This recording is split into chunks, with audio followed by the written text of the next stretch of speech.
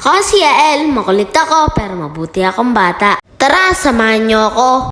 Ngayong gabi nga po, naisipan nila mama at ng mga tita ko mag-food trip. Papunta nga po pala kami sa Ugbo, Tondo, Manila. Sikat na lugar po sa Tondo dahil sa mga pagkain nila na iba't ibang klase.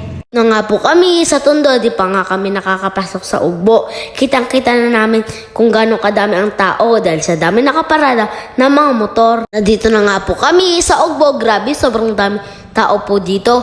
Pagdating nga po namin, bumungad agad sa amin itong pagkain na to na umuusok. Astig tignan kasi kapag kinain mo siya, uusok sa bibig mo. Kaya sabi ko po kay mama, itry namin pati nga tita ko at lola ko tinaray din. At ayun na nga po, minekos-mekos na po ni kuya. Sa malamig na lagayan na yan, excited na po ako matikman at matry. Papalakpak pa nga po ako dahil sa excited pagkabigay nga po sa akin ni kuya, tinikman ko agad siya. Pagkatikim ko nga po, akala ko po ice cream, wala po pala siyang lasa.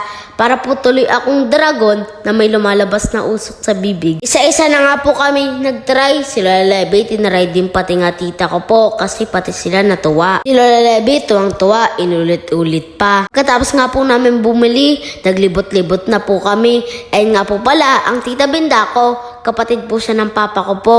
Pag pumunta po kayo dito, sobrang dami niyong pagpipilian na pagkain. Malilito po kayo kung ano po ba ang kakainin nyo. Sa sobrang dami nga po ng tao, di na po namin na video yung ibang nagtitinda. Nung naglilibot nga po kami, nakita nila lola yung favorite nilang iniihaw na dried pusit. Sobrang favorite po nila yan kasi kahit po kapag nagsisimba kami sa Quiapo, bumibili sila ng ganyan. Food trip yarn, tamang FT lang po sa Gedli. Sa mga oras nga po na to, padami ng padami po ang mga tao.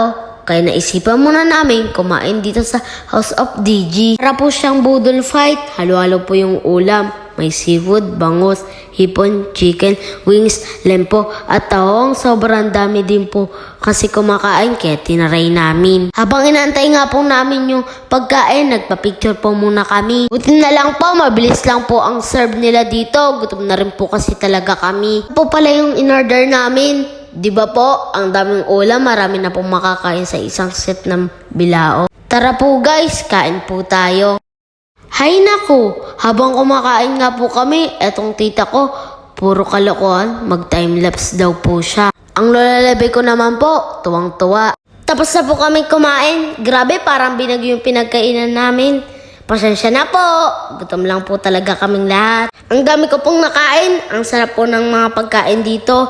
Sulit po yung binayad namin, kaya po sa mga pupunta dito sa Ugbo, bisitahin niyo po itong House of DG. Masarap po talaga ang food nila. Pagtapos nga po namin kumain, naglibot-libot na po kami. Medyo konti na lang din po ang mga tao paglabas namin. Gusto man namin itry lahat ng mga pagkain kaso busog na po kami.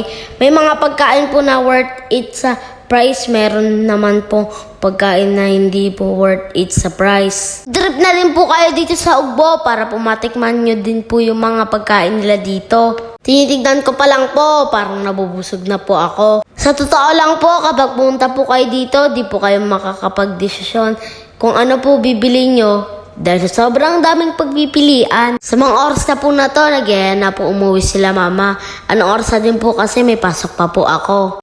Pero bago po muna kami umuwi, bumili muna po kami ng ice cream. Natakam po kasi kami sa itsura ng ice cream nila dito.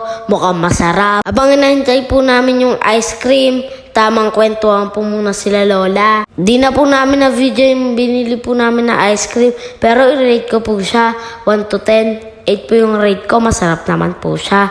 Pero nasobrahan lang po ng tamis. Sana po nag-enjoy po kayo sa panonood. Hanggang dito na lang po. Bye-bye po.